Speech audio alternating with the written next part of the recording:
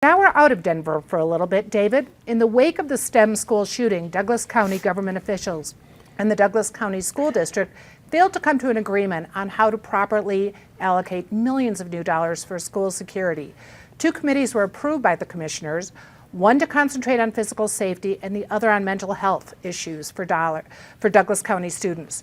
Are they going to be able to come to any kind of real agreement that works? Probably not. So on something that doesn't even need study that's already been offered, the county commissioners offered the school district $3 million as a matching grant to hire more school resource officers. The Douglas County School District has 68,000 students and only 11 school resource officers. This grant would bring the number of school resource officers up to 61, which is still less than 1 per 1,000 students. And the school board said, no, sorry, we're not interested. We've already decided how to spend all our money. And their general attitude is, if you want to give us cash to spend how we want, fine, but we are not interested in any input from other than ourselves, which is to say the school board, which is to say the teachers union, which won that election for them. So I think it's a reckless and imprudent approach they're taking on neglecting school safety. Eric, we've seen division in the Douglas County School District before. How is this going to shake out?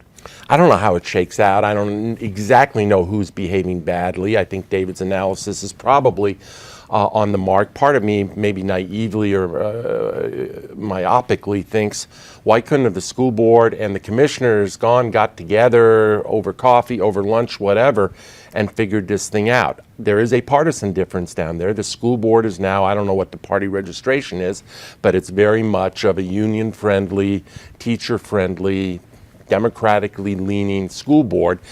It's a very Republican county, and the county commissioners reflect that composition of the county.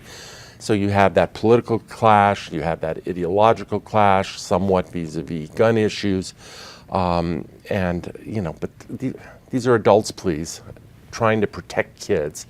And how do we expect the kids to have it together if the adults can't get it together? Krista, can the Douglas County groups start acting like adults? It would be nice.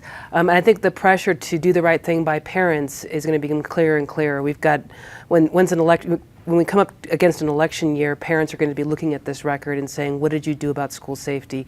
And the memory of the shooting and the loss of a heroic young kid will be fresh in their memory. And they, as was pointed out, the party, the district is primarily Republican, even though this particular board is union friendly and to the left. I could see a clean sweep if they don't do the right thing. Susan, I know you were dealing with school issues today. Do you think Douglas County is going to be able to work this out?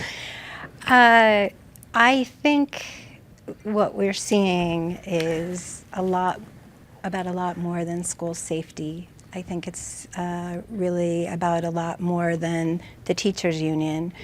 This is what we have in Douglas County, and we've had this for years. It's been an incubator for testing out how far a school district can go in terms of public funding for private schools, okay? And what we see on this board is a quote-unquote reform board that said, no, we're not doing that anymore. And we've got this county commission that is trying to use a big part of this, I think $10 million for brick and mortar for safety, not just for public schools, but for private schools as well. And I think what this boils down to is this perennial tension down there about using public funding for private schools. And so do I think it will blow over anytime soon? No, I think Douglas County has been sort of an epicenter for this debate, and no matter what issue percolates up to sort of continue that debate,